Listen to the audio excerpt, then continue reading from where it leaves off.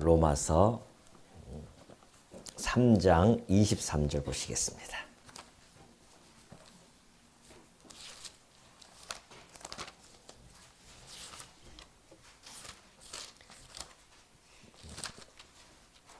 로마서 3장 23절입니다.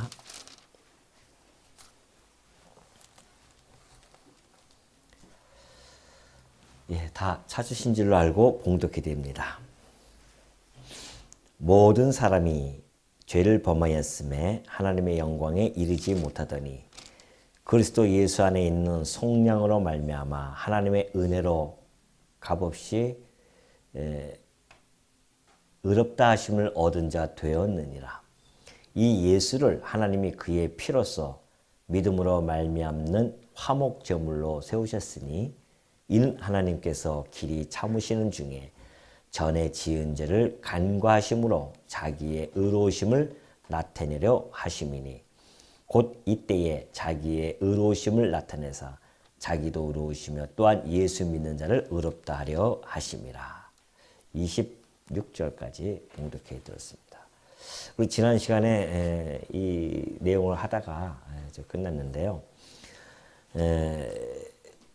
율법의 기능에 대해서 우리가 한번 살펴본 적이 있었죠. 율법의 기능이라고 하는 것은 모든 자의 입을 막는 그런 기능을 가지고 있습니다. 그러니까 어떤 행위로든지 하나님의 인정을 얻을 수 없다라는 겁니다. 내가 어떠한 행위를 통해서 하나님께 인정받는 것, 그거 안 된다는 것이죠. 그래서 모든 자들의 입을 막을 뿐만이 아니라 결국은 온 세상으로 하여금 하나님의 심판 아래 다 가둬버립니다. 그러니까 율법 앞에 가면은 죄를 깨닫게 되어지고 그 죄가 드러남으로 말미암아 하나님의 심판 아래 거하게 되는 그러한 기능을 가지고 있다고 했죠. 그러니까 우리 주님께서요, 그 율법을 가지고 우리의 죄악상을 낱낱이 다 드러내셨습니다. 그러니까 우리는 어떤 범죄 행위만을 죄라고 생각하지만은 우리 주님 앞에 갔으면은 우리 마음에 판에 새겨진 우리의 모든 범죄들이 다 들춰냅니다. 꼼짝 못하는 거죠. 그래서 입을 막아버리는 겁니다. 우리 주님께서 우리 지난 시간까지 다 당신의 우리의 죄악을 다 낱낱이 드러내시고요. 그 재판관 자리에서 이제 마지막 선언 하나를 남겨놓았었습니다. 우리 죄를 다 드러났으니 이제 우리는 죄값은 사망이었기 때문에 우리는 사망 안에 처하게 되어주고요. 그리고 사망자들이 가야 하는 그곳, 그것이 바로 지옥이라고 하는 영영한 형벌 속에 우리는 빠지게 되어집니다. 이제 그 선언만이 남겨져 있는데 우리 주님이 하시는 말씀이 우리는 상상조차 하지 못했던 그런 말씀을 선언하고 계십니다. 이제 내가 너희를 위하여 대신 죽겠노라. 그런 선언이었습니다. 우리는 지금 우리의 죄악을 다 낱낱이 드러냈기 때문에 꼼짝없이 아무 말도 못하고 심판 아래 놓여져서 이제 죽어서 죄와 허물로 죽었기 때문에 이제는 지옥에만 갈 수밖에 없는 그런 두려움과 떨림과 그런 무서움 가운데 있는 상황에 놓여 있는 그런 상황 속에서 우리가 차마 상상할 수 없었던 그런 선언이 지금 이루어진단 말이죠. 내가 너희를 대신해서 죽겠노라. 그런 이야기입니다. 그러니까 내가 대신 죽는 것을 믿는 자들은 생명의 부활로, 그리고 믿지 아니하는 자들에게는 사망의 부활로 일어날 것이다 라는 선언을 하시면서 십자가로 가셨습니다. 우리는 꼼짝없이 죽는 줄 알았었는데 그 음성이 들려졌습니다. 그런데 그 음성을 듣는 순간 양쪽으로 쫙 갈라집니다. 그 음성이 듣고 들려져서 믿는 자가 있는가 하면 그 음성을 듣고도 믿지 않는 자가 있었습니다. 그 믿는 자는 바로 우리 주님이 오셔서 하셨던 것처럼 내 양은 그 목자의 음성을 듣는다고 했습니다. 그러므로 주님의 우리의 목자이신 주님의 음성이 들려졌다고 하는 것은 우리는 그의 양임이 틀림이 없다는 것이죠. 그래서 우리는 그 음성을 듣고 우리 주님이 내 대신 십자가에서 죽으셨다고 하는 그 놀라운 사건을 우리 마음속에 받아들이고 예수 그리스도를 영접함으로 말미암아 우리는 하나님의 자녀가 되는 권세를 얻게 되어집니다. 그것이 바로 하나님의 의였었습니다. 하나님의 의가 그리스도의 구속의 사건으로서 드러나게 되어집니다. 그 구속의 사건은 방법은 십자가에서 피를 흘리게 하십니다. 왜냐하면 피라고 하는 것은 우리 육체의 생명입니다. 그 육체의 생명은 피에 있잖아요. 그렇기 때문에 우리 육체가 곳곳에 피가 돌기 시작하는데 그 피가 돌지 않으면 죽는 거란 말입니다. 그 피가 다 빠져나가도 죽는 것이고요. 그러므로 그 육체에는 생명은 피에 있는데 하나님께서 일찍이 이스라엘 백성들에게 그 피를 줍니다. 다시 말해서 짐승의 피를 주어가지고서는 너희들 이것을 제단에 뿌리라는 겁니다. 제단에 뿌리게 되어지면 내가 너희의 생명을 위해서 내가 속죄해 주겠다는 거죠. 왜냐하면 생명이 피에 있기 때문에 그 피가 너희들 죄를 속죄해 주겠다. 이것이 하나님의 크신 은혜였었습니다. 그러니까 우리가 그 피를 흘려야 되는데 짐승의 피를 통해서 속죄를 해주는 놀라운 역사가 일어나게 되어진 것이죠. 그런데 그 짐승의 피는 한계가 있습니다. 그래서 매년 제사를 드려야 되고 매일 상번제를 드려야 되고 그런 번거롭지만 그런 짐승의 피는 계속해서 뿌려져야 하는 번거로움을 가지고 있습니다. 그러나 하나님의 아들이신 예수 그리스도께서는 이 땅에 오셔서 단 한 번으로 그 당신이 제물이 되어지시고 죽으심으로 말미암아 영원한 제사가 되어집니다. 더 이상 우리는 짐승의 피를 가지고 하나님 앞에 나가서 우리의 죄를 속죄할 필요가 없어졌습니다. 하나님의 아들이신 그리스도께서 그 한 번의 죽으심으로 말미암아 우리는 영원한 속죄함을 얻게 되어졌다는 이 놀라운 소식이 바로 복음이라는 겁니다. 복된 소식이죠. 우리들 귀에 들려진 그 복음이 바로 우리의 죄를 완전히 속죄해 줌으로 말미암아 우리 하나님께서는 이제 우리의 죄과를 다 없다 해주시고 우리를 의롭다 칭해 주시는 그 놀라운 사건이 화목제물로 오셨던 우리 주님으로부터 말미암은 사건이었습니다. 피로서 이제 우리는 정결함을 얻게 되어진 거죠. 그래서 피 흘림이 없이는 사함이 없기 때문에 그리스도께서 죽으신 이유가 바로 그 이유입니다. 우리가 사함을 받는다고 하는 것은 피가 흘려야 사함을 받는다는 것이죠. 그러니 우리가 얼마나 우리 주님한테 빚진 자입니까? 빚을 져도 너무나 큰 빚을 진 거죠. 내 대신 당신의 생명을 던져서 우리를 영원한 생명으로 인도해 줬다는 것. 그래서 그리스도 안에 있는 자들에게는 더 이상 정죄하지 않습니다. 이게 얼마나 놀라운 소식이에요. 또한 그리스도 안에 있는 자들에게는 어둠의 권세에서 빛의 나라로 옮겨주십니다. 뿐만이 아니죠. 사단의 종로 타는 우리들을 하나님의 자녀라고 하는 신분의 변화를 가져다 줍니다. 영원한 사망 가운데 처할 수밖에 없는 우리를 영원한 생명의 길로 인도해 가십니다. 이것이 바로 그리스도 안에 있는 자들에게 베풀어지는 하나님의 무한하신 은총이며 은혜이며 이것이 우리들에게 주어졌다는 이것은 너무나 우리는 행복하지 아니할 수가 없는 것이죠. 그런데 이것이 이런 것들을 그냥 믿기만 하면 이 모든 것들이 그냥 다 주어진다는 것이죠. 이것이 바로 22절부터 계속해서 지금 전개가 되어지고 있는 내용입니다. 자, 그리스도 예수 안에 있는 속량으로 우리는 은혜로 값없이 의롭다 하심을 얻은 자가 되었습니다. 우리 행위가 아니에요. 그냥 은혜로 우리는 의롭다 하심을 얻었는데요. 이제 그 사건을 통해서 우리 하나님께서도 의로우시고 우리도 의롭다함을 얻게 되어졌습니다. 그런즉 그래요. 그런즉 27절에 자랑할 때가 어디 있느냐 그런 이야기입니다. 무슨 법으로냐 행위로냐 아니라 오직 믿음의 법이로우니라. 그러니까 우리가 자랑할 수가 없죠. 왜? 우리의 행위는 손톱만치도 들어간 적이 없으니까. 오로지 우리 그리스도의 그 은혜로 말미암아 그의 공로로 말미암아 우리가 하나님의 자녀가 되어졌다는 이 사실은 우리가 믿음으로 말미암아 되어졌기 때문에 행위가 아니기 때문에 우리는 자랑할 것이 없죠.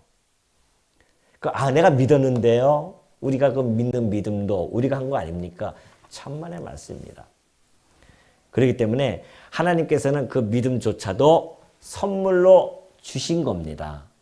우리가 믿을 수 있겠어요? 그것이? 한번 상식적으로 생각해 보십시오. 내가 죄인인지를 잘 깨닫지도 못하는 인간들에게 우리 주님이 십자가에서 내가 너희를 대신해서 죽었다? 이것이 믿어진다고 하는 것이 상식적으로 가능합니까? 그러니까 세상 사람들은 상식적인 것을 가지고 생각하니까 안 믿어지는 거예요, 이게. 아니, 내가 죄를 졌으면 내가 죄값을 받아야 되지. 어떻게 왜 남이, 그것도 2000년 전에 오셨던 그 예수님이 십자가 사건을 통해서 그것이 우리 모두가 어떻게 죄를 갖다가 다 사함을 받을 수 있겠느냐라고 하는 믿지 못할 그런 마음이 그들에게는 도사리고 있단 말이죠. 그러니까 믿음도 선물이지 그냥 믿어지는 것이 아닙니다.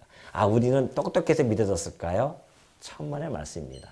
하나님의 자녀들에게는 하나님이 선물을 주십니다. 그 선물이 바로 들을 수 있는 귀와 믿을 수 있는 마음을 주시는 거죠. 그것이 성령입니다.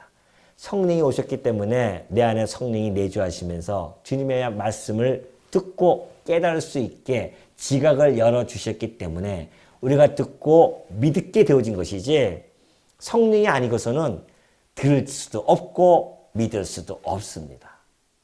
그리고 이 하늘의 이야기를 우리는 깨달을 수가 없어요. 지상에 있는 자들이 어떻게 하늘의 이야기를 깨달을 수가 있겠습니까?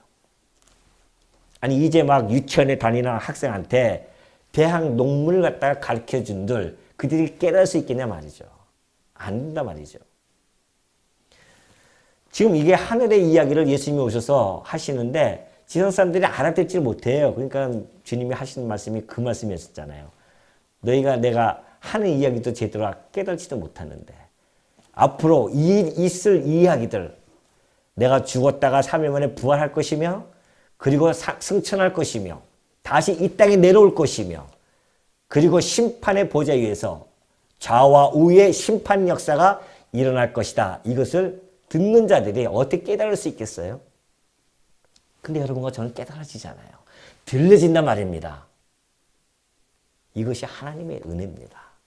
하나님의 은혜가 아니고서는 깨달을 자가 아무도 없기 때문에 그렇죠. 그런데 우리 자랑할 수도 없고요. 그러므로 사람이 의롭다 하심을 얻는 것은 28절이죠. 율법의 행위에 있지 않고 믿음으로 되는 줄 우리가 인정하노라. 하나님은 다만 유대인의 하나님이시냐 또한 이방인의 하나님은 아니시냐 진실로 이방인의 하나님도 되시느니라. 할례자도 믿음으로 말미암아 또한 무할례자도 믿음으로 말미암아 의롭다 하실 하나님은 한 분이시니라. 그런즉 우리가 믿음으로 말미암아 율법을 파기하느냐 그럴 수 없느니라. 도리어 율법을 굳게 세우니라. 문제는 하나님이 유대인의 하나님으로서 그들에게 계시해줬기 때문에 유대인만이 그러면 이것이 국한되어진 것이냐? 바울은 그게 아니라는 것이죠. 유대인뿐만이 아니라 하나님은 우리 이방인에게도 하나님이시다는 것입니다. 이것처럼 기쁜 소식이 어디 있습니까? 우리는 언제 하나님을 알았습니까? 우리 조상들이 믿었던 신들은 우리 눈에 보이는 1월 성신이었습니다. 그리고 장색가의 손에 의해서 만들어진 그러한 천하대장군, 지하대장군 이런 나무 조각들, 손으로 만들어진 것들 이런 것들을 우리의 마음속에 담고 살아왔던 조상들 아니었습니까? 그런데 불과 몇백 년, 200여 년 전에 이곳에 복음이 떨어졌습니다. 그리고 보이지 아니하는 하나님을 믿게 되어졌단 말이죠. 이 모든 것들이 그냥 우연하게 일어난 것이 아닙니다. 이미 구약을 통해서 하나님께서 약속해 주었죠. 우리 주님을 통해서 내가 우리 주님 그리스도를 통해서 너를 이방의 빛으로 삼아서 나의 구원을 베푸는데 땅 끝까지 이룰 것이다. 그런 이야기 해주십니다. 그것이 이사야 선지자를 통해서 말씀하신 바입니다. 너를 이방의 빛으로 삼아 나의 구원을 베풀어서 땅 끝까지 이르게 할 것이다. 우리 주님이 그러시죠. 승천하시기 전에 너희가 성령이 너에게 임하시면 너희가 권능을 받고 유대와 사마리아와 땅 끝까지, 이것이 바로 우리 주님이 하신 말씀이 이사야 선지자의 예언의 말씀을 가지고 지금 선언한 것이었거든요. 유대와 사마리아와 예루살렘부터 시작해서 유다, 사마리아 땅 끝까지 이르러 너희들이 내 증인이 될 것이다. 그 이야기는 바로 우리 하나님의 그 언약이 신실하게 이루어진다라는 것을 선포하시고 하늘로 올라가신 것입니다. 그래서 우리가 이방인들도 그 이방의 빛으로 오신 그리스도를 빛을 받아보고 그 빛을 향해서 이제는 우리가 갈 수 있게 되어졌다는 겁니다. 그래서 말라기서 보니까 그런 이야기가 있어요. 해 뜨는 데서부터 해 지는 데까지, 동에서부터 마지막 서까지 그 모든 이방 민족 중에서 내 이름이 크게 될 것이다. 그런 이야기를 하십니다. 마지막 선지자죠. 말라기는. 말라기 선지자 마지막을 보내시면서 하나님께서 하시는 말씀이 해 뜨는 데서부터 해 지는 데까지 모든 이방 민족들이 나 여호와 이름을, 내 이름이 크게 되어질 것이다. 다 부른다는 것이죠. 이 대구 월베로가 좀 약간 이름이 좀 촌스럽지만은 저는 맨 처음에 이게 시골 동네인 줄 알았어요. 그래가지고서는 월베로 해가지고서는 이 촌동네까지도 여호와의 이름이 크게 지금 불려지고 있지 않습니까? 네? 2700여 년 전에 이사야 선지자의 입술을 통해서 하나님께서 언약하신 그 내용이 이 대구 땅에도 떨어져 가지고서는 여호와의 이름이 오늘 이 주일날 아침에 선포되어지고 주님의 하나님의 그 이름 여호와가 지금 온 땅에 다 크게 되고 있지 않습니까? 그러니 우리가 그 이방의 빛으로 오신 그리스도의 빛을 받아서 우리가 지금 여호와의 이름을 알게 되어졌고 하나님의 그 여호와 이름을 찬양하기 위해서 할렐루야를 부르고 있지 않습니까? 그 약속이 이렇게 이루어진 걸 보니 하나님의 살아계심이 너무 분명하지 않겠냐 말이죠. 그래서 이방인들에게도 하나님이 되시기 때문에 우리도 그 혜택을 받고요. 우리도 믿음으로 말미암아 이제 하나님의 놀라운 은총 가운데 들어가게 되어졌다는 사실이죠. 뿐만이 아니죠. 그런즉 우리가 믿음으로 말미암아 율법을 파기하느냐? 그럴 수 없느니라. 도리어 율법을 굳게 세우니라. 그럼 이제 믿음으로 우리가 의롭다함을 얻었다고 한다면 율법은 필요 없겠네요. 율법을 다 파기합시다. 그래서 율법 폐기론자들이 나타나기 시작합니다. 율법 필요 없다. 이제 구약은 보지도 않고 신약만 중시하고 신약만 가르치는 그런 교단이 있는가 하면 어떤 사상가들은 율법을 폐기해가지고서는 이제는 율법이 없으니까 우리의 죄를 정죄할 도구도 없고 기준도 없으니까 자기 좋은 대로 살아가면 된다라고 하는 막가파 같은 신앙을 가진 자들이 또 나타나기 시작합니다. 그러나 이 말씀은 바울이 그런 자들을 향해서 하는 이야기죠. 율법을 파기하느냐? 믿음으로 의를 얻었다고 해서 아니라는 것이죠. 오히려 어떻게 된다? 율법을 굳게 세우니라. 왜냐하면 율법은 우리의 죄를 깨닫게 하고요. 예수 그리스도에게로 인도해 가죠. 뿐만 아니라 자기의 행위를 자랑하지 못하기도 합니다. 율법 앞에 가면 우리 자랑할 수가 없잖아요. 지키지 못하니까. 그런 기능을 가지고 있지만은, 그런 기능을 가지고 있기도 하지만은, 또 하나는 믿음으로 말미암아 의롭게 되어진 자들에게는 이제는 성령이 내주하고 계십니다. 그죠? 우리 안에 성령이 계시잖아요. 그 성령이 내주하시면서 우리로 하여금 하나님의 이 율법이 주셨던 우리에게 율법의 이 대강령은 지금 저 율법을 복잡하게 그렇게 하는 것이 아니라 딱 두 가지로 나눠집니다. 하나는 하나님 사랑과 이웃 사랑이거든요. 그 사랑의 법을 실현시켜 갈 수 있도록 성령께서 우리로 하여금 인도해 가신다는 것이죠.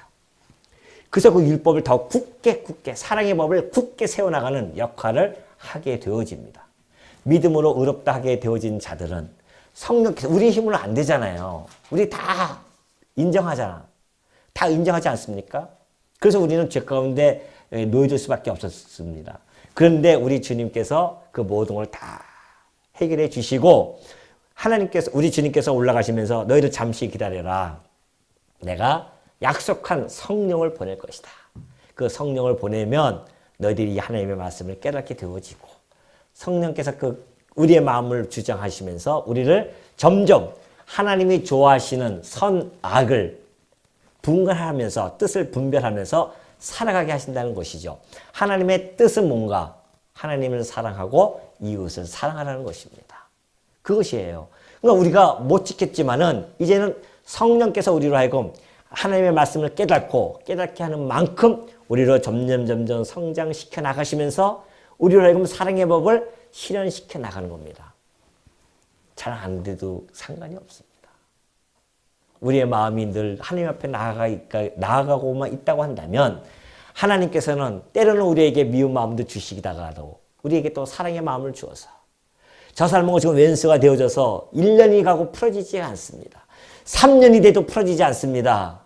그러나 하나님께서는 때가 있으세요. 10년이 가서 그때 가서 또 풀어질 때가 있어요. 어떨 때는 1년 안에 풀어질 때가 있고 10년 안에 풀어질 때가 있고요.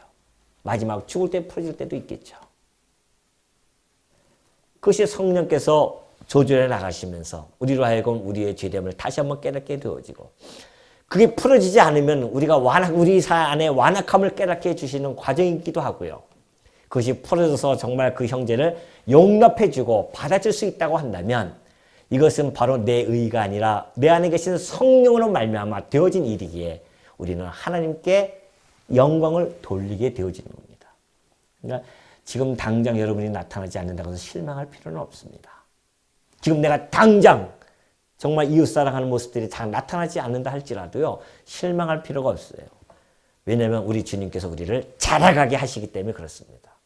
주님 스케줄에 있는 것이지 우리 마음속에 있는 것이 아닙니다.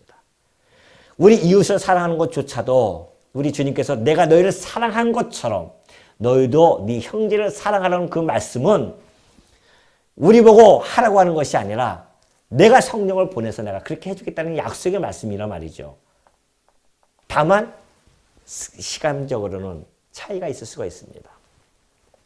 그렇기 때문에 우리가 하나님께 마음을 중심을 잡고 하나님께서 그 약속하신 말씀을 우리가 마음에 담고 반드시 이루어 주실 것이라고 하는 믿음을 가지고 살아간다고 한다면 그 믿음이 바로 우리로 하여금 사랑으로 열매로 낳게 되어진다는 것이죠. 그러니까 지금 당장 여러분들이 혹시 지금 사랑의 열매가 나타나고 계신 분들도 있을 것이고요. 나는 잘 안 되는 것 같아. 그래도 너무 실망하지 마시고. 다만 중심만은 우리 하나님께를 향하고 있는 그것만 흔들리지 않고 변함이 없다고 한다면 제가 말씀드렸죠. 성도라고 하는 것은 성도의 신앙생활은 그리스도에게 먼저 집중이 되어지지 않으면 성도와 성도 간에는 화목이 이루어질 수 없다고 말씀드렸잖아요. 그리스도와의 그 집중이 되어져서 그리스도를 통하여서 하나님과의 사랑의 화목이 이루어져야만이 그래야 성도를 사랑할 수 있는 마음이 생기게 되어지죠. 근데 그리스도와 하나님을 집중하지 않고 자꾸만 성도를 바라보게 되어지면 성도의 그 모난 행동들이 자꾸 눈에 거스르기 시작합니다. 그러면 신앙생활이 힘들어지기 시작해요. 그러다 보니까는 자꾸 내 마음이 불편해질 수밖에 없죠. 불편해지면은 모든 것이 다 불만스럽게 보여지기 시작합니다. 내가 먼저 그리스도와 하나님과의 관계가 형성되어야 됩니다. 그리스도께서 이미 십자가 사건을 통해서 화평케 해주려고 그냥 확 뚫어버렸는데 그 길을. 그 앞에 우리가 지금 당당히 나아가는 자들인데도 불구하고 거기서 막혀버린다고 한다면 아랫길은 다 막히는 거죠. 가장 큰 대로가 막혀버리는데. 그렇기 때문에 우리가 이 율법이라는 것이 오히려 더 굳게 세워져서 사랑의 법이 완성되어 가면서 이 지상에서는 완전하게 이루어질 수는 없습니다. 그러나 우리 하나님께서 마련하신 그 천국에 가서 육신의 장막을 벗고 나면 이제 우리는 완벽하게 사랑의 법을 지키면서 살아가는, 우리가 그렇게도 꿈꾸고 그렇게도 소망하는 그 사랑의 법을 우리가 천국에서 누리면서 살아간다. 그 소망이 있기 때문에 이 땅에서 우리는 그 소망을 향해서 한 걸음 한 걸음씩 나아가게 되어지는 것입니다. 그러면서 이제 사정에 보면 그러죠. 그런즉 육신으로 우리 조상인 아브라함이 무엇을 얻었다 하리요. 이제 바울이 자기 육신적으로는 자기의 아브라함이 조상이잖아요. 그러면서 하는 이야기죠. 만일 아브라함이 행위로서 의롭다 하심을 받았으면 자랑할 것이 있으려니와 하나님 앞에서는 없느니라. 성경이 무엇을 말하느냐? 아브라함이 하나님을 믿음에 그것이 그에게 의로 여겨진 바 되었느니라. 그래요. 아브라함이 행위로서 의롭다 하심을 받았으니까 자랑할 것이 하나도 없죠. 근데 성경이 무엇을 이야기하냐면 아브라함이 하나님을 믿음에 그것이 그에게 의로 여겨졌다. 그것이 바로 창세기 15장 5절에서 6절의 말씀 아니겠습니까? 하루는 하나님께서 아브라함을 끌고 나옵니다. 아브라함아, 이리 나와봐라. 이끌고 나와요. 그리고 밖에 나가서 하늘을 바라보게 합니다. 하늘에 보니까는 묵별들이 가득 차 있죠. 한번 세봐라. 셀 수 있겠어요? 이거 어떻게 셉니까?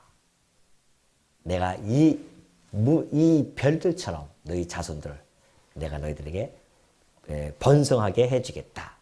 그렇게 약속을 해줍니다. 그러니까 아브라함이 그 말씀을 듣고 여호와를 믿습니다. 근데 여호와께서 그걸 보시고 그 믿는 걸 보시고 의로 여기십니다. 이것이 지금 4절에 있는 말씀이거든요. 성경이 무엇을 말하느냐? 아브라함이 하나님을 믿어요. 네 자손이 이렇게 하늘처럼 별처럼 많게 해줄게 했더니만 그걸 믿으니까 그것이 그에게 의로 여겨진 바 되었다는 이야기죠. 자, 행위가 아닌 믿음으로 그것이 바로 의롭다 여김에 대한 최초의 모습이었습니다. 하나님 앞에서 자랑할 것이 없도록 하기 위해서 믿음으로 말미암아 의롭게 되어진 거란 말이죠. 자랑할 것이 하나도 없다는 거죠. 자랑할 것이 있다고 한다면 우리는 질그릇이기 때문에 질그릇에 담겨진 그 하나님의 그 보화, 그것을 우리가 자랑해야지. 지난번에 말씀드렸지만 질그릇을 자랑하는 것이 결코 아니다. 왜? 하나님의 은혜로 되어진 것을 우리로 하여금 알게 해줬기 때문에. 그러니까 우리가 교회 와서 자랑할 수가 없잖아요. 비단 자기의 믿음을 가지고 이렇게 되어진 것만 자랑하는 것이 아니라 교회 생활하면서 자기의 자랑이 나온다. 이것은 완전히 지금 이 하나님의 이 은혜의 이 길에서 비껴나가는 일입니다. 여러분이 나 연보 이번에 얼마 많이 했는데 자랑할 거리가 하나도 없어요. 네가 적신으로 왔으니 적신으로 갈 것인데 네가 가진 네 것이 무엇이 있겠냐 말이죠. 이 땅에서 우리 것이 있겠어요? 여러분 빈손으로 왔는데 주께서 다 먹이시고 입히시고 다 해주신 거 아니에요? 내 노동의 대가가 있는데요.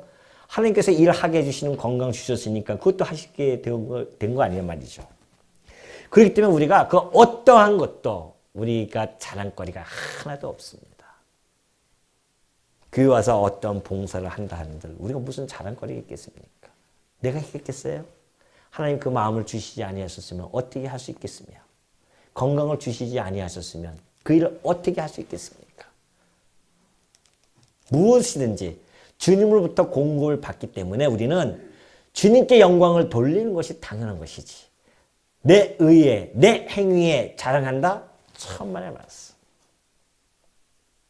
그렇다고 해서 너무 각박하게 성도가 수고하고 하는데 자랑할 거 없다고 해가지고 쳐다보지도 않고 그런 건 아니잖아요. 우리가 칭찬해 줄 건 칭찬해주고 수고한다고. 바울도 그러지 않습니까? 누구누구에게 칭찬해주고 누구누구 수고했다고 얘기해주고. 성도 간에 그런 것도 없이 무슨 그게 또 성도입니까? 관계가. 수고하면 정말 수고하지 않는다. 내가 못했는데 수고하시지 않습니까? 수고하면 가서 손 붙잡고 수고하셨습니다. 이야기해주고 한번 안아주고. 그것이 우리 성도들의 삶의 모습 아니겠어요? 이것이 이 땅에서 누릴 수 있는 천국 생활 아니겠냐 말이죠. 서로 반목하고 질시하고 일하는 거 보면 시기하고 그것은 이미 지금 하나님과의 관계가 틀어져 있다는 사실입니다. 성도와 성도 간의 관계 틀어진 것은 하나님의 관계 틀어졌다. 누누이 말씀드리고 이거는 부족함이 없죠.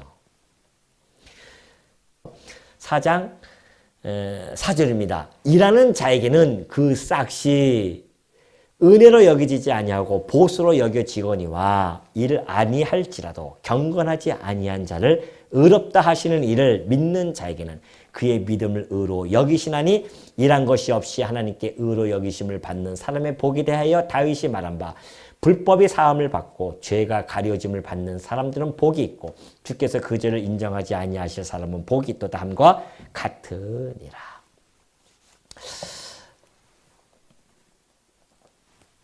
어떤 사람들이 하루 일당을 받고서 열심히 일하고 있는데 예? 하루 일당이 요즘 비싸더라고요. 하긴 뭐 물가가 많이 올랐으니까. 예.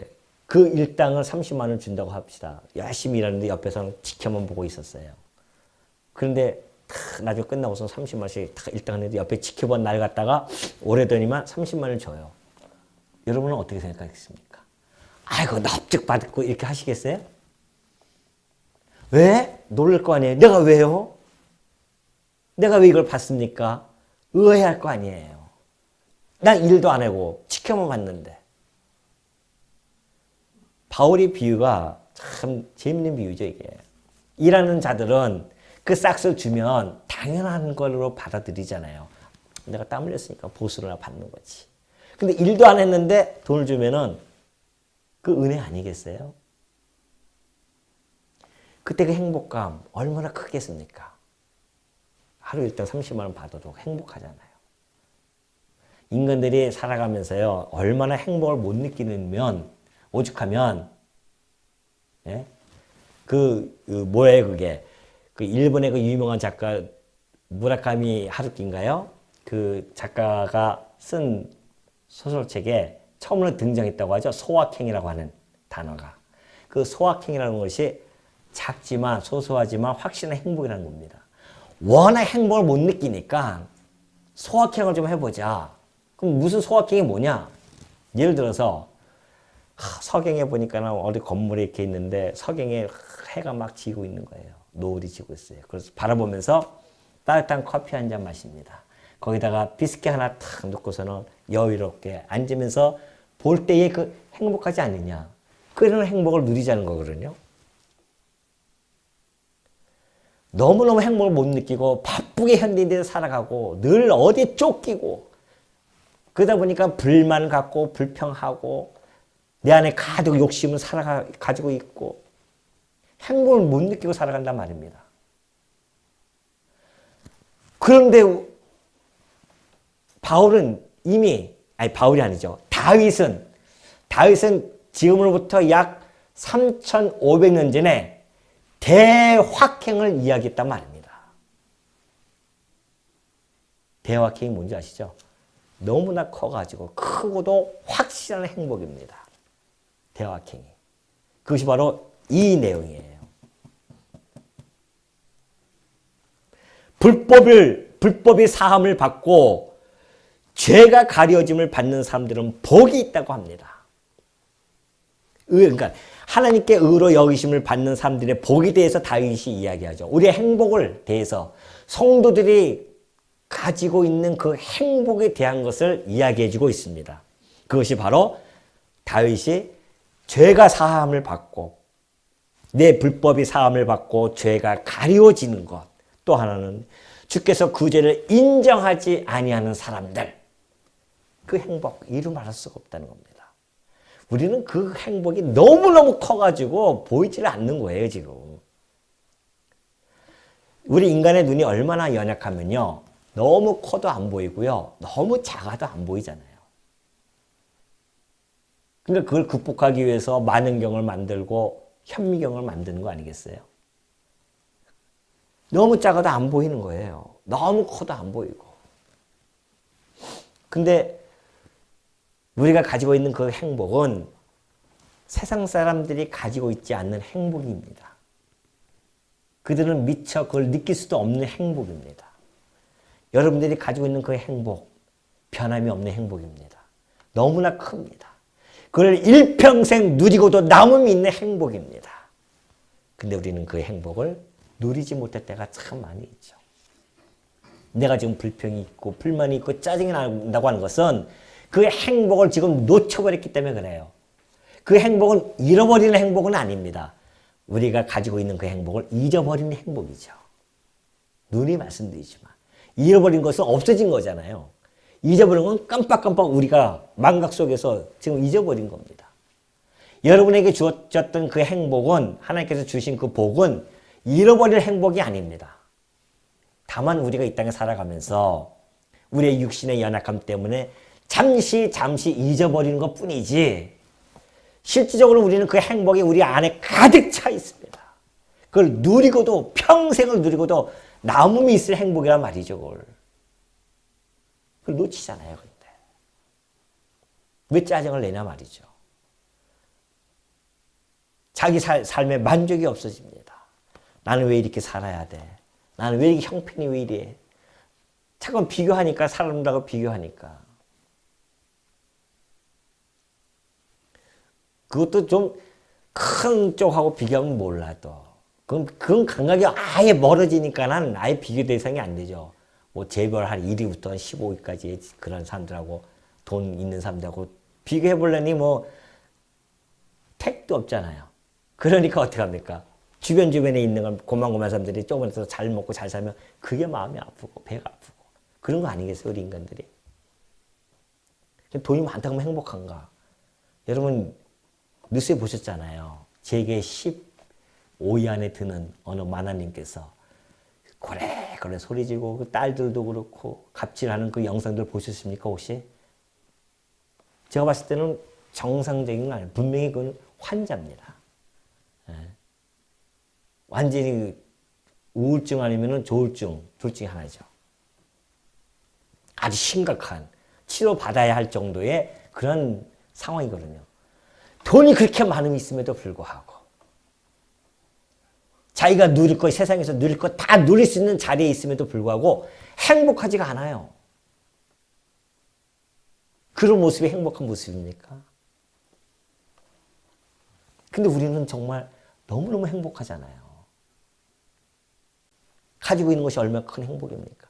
하나님의 사랑을 받았다는 것, 그거 하나만 가지고도 우리는 너무 행복하고, 주께서 십자가에서 내 대신 죽었다고 하는 그 은혜만 가지고도 일평생을 하나님께 찬송하면서 살아가도 부족한 우리들 아니겠어요? 깜빡깜빡 놓치는 거예요. 잠깐만. 점검하십시오. 혹시 내가 지금까지 살아오면서 일주일 동안 살아올 때에 이상하게 마음이 불안하고 이상하게 짜증이 나고 남편에게 불만을 갖고 아내에게 불평을 하고 이런 일주일의 삶이 있었다고 한다면 하나님이 내게 주신 이 엄청난 이 행복을 내가 지금 놓치고 있구나라고 진단하시고요. 진단이 정확하게 떨어지면 그 다음에 필요한 게 뭡니까? 뭐예요? 약이 필요하죠. 치료하는 약. 그럼 무슨 약을 드셔야겠어요? 도지사님한테 가야겠습니까? 무슨 약이에요? 예? 구약과 우리의 신약이 있잖아요. 이 구약과 신약을 드셔야죠. 맛있게 드셔가지고서는 다시 내 몸속에서 되새김하고 되새김하면서 하나님의 말씀 주신 이 약을 가지고 계속해서 되새김하시면서 일주일을 사신다고 한다면 하나님께서 우리에게 주신 이 행복한 이 대확행을, 소확행이 문제가 아니라 대확행이 확보가 되어지면 소확행은 이건 뭐 수시로 우리가 누릴 수 있는 것도 아니겠습니까? 당연한 거고. 그거는.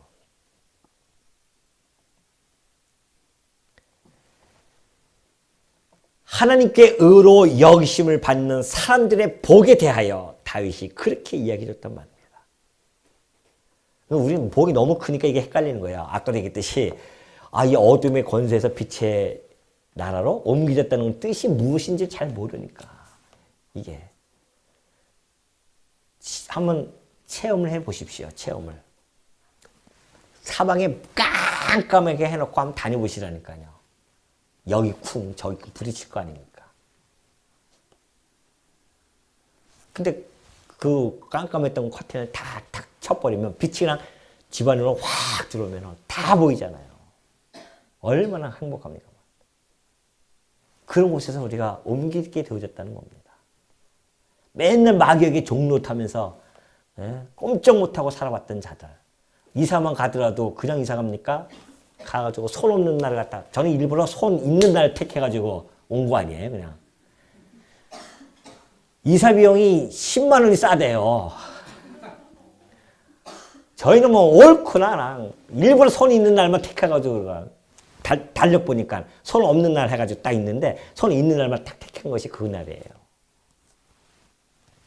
얼마나 좋습니까? 거기서 그냥 해방이 되어진다는 거예요. 안 믿는 자들은 손 없는 날만 택하고 갈 수밖에 없어요. 무슨 가게 하나 하면은 그냥 명태 대가리인가요? 뭔가 이거. 그 줄줄이 해가지고. 못질도 하나 제대로 못하고. 그것이 세상 사람들 아니에요? 완전히 귀신에게 사로 장악돼가지고서는. 사단에게 장악돼가지고서는. 그렇게 살아가는 모습들 아니겠어요? 우리는 동쪽에 못을 박든 서쪽에 못을 박든 상관이 있습니까? 모든 것이 저주에서 해방이 되어져 버렸는데 아무 상관없잖아요. 명태를 달든 안 달든 상관도 없고 제사 뭐 돼지 머리 넣고서는 제사를 지내고 그 모든 것에서 뭐 했다? 해방되어진 것. 이 행복감. 얼마나 이 자유함. 진리 안에서 우리가 자유를 누린다고 하는 것이 얼마나 큰 겁니까? 사단의 종들은 그거 안 하면 진짜 얻어맞죠. 그러나 우리는 그 속에서 해방되어졌기 때문에 우리 아무렇게 해도 상관이 없습니다. 얼마나 이 자유함을 누리고 있는 자들입니까? 이 행복함을.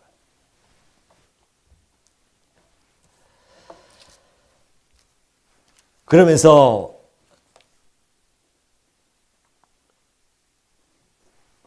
그런즉 이 복이 할례자에게냐 혹은 무할례자에게도냐 무릇 우리가 말하기를 아브라함에게는 그 믿음이 의로 여겨졌다 하노라.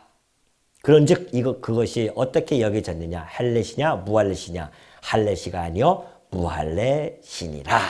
그가 할례의 표를 받은 것은 무할례시의 믿음으로 된 의를 인친 것이니 이는 무할례자로서 믿는 모든 자의 조상이 되어 그들도 의로 여기심을 얻게 하려 하심이라. 또한 할례자의 조상이 되었나니 곧 할례 받을 자에게뿐 아니라 우리 조상 아브라함이 무할례 시에 가졌던 믿음의 자취를 따르는 자들에게도 그러하니라. 자, 보십시오.